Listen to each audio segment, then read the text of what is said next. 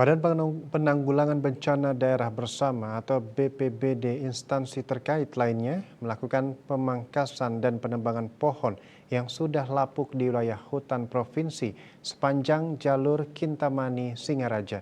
Hal itu dilakukan untuk meminimalisir dampak risiko bencana saat cuaca ekstrim.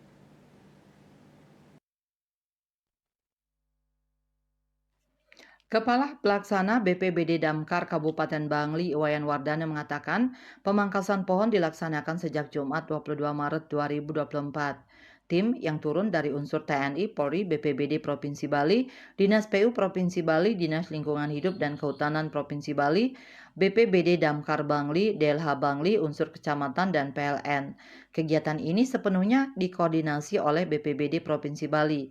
Pada kegiatan Jumat, ada sekitar 10 pohon yang telah dilakukan perompesan. Selain bertujuan mengurangi dampak risiko bencana, kegiatan ini juga untuk memberikan kenyamanan bagi pengguna jalur Bangli Singaraja, terlebih menjelang Ide Betaru turun kabeh dan karya ngusabe kedase di Puro Ulun Danu Batur.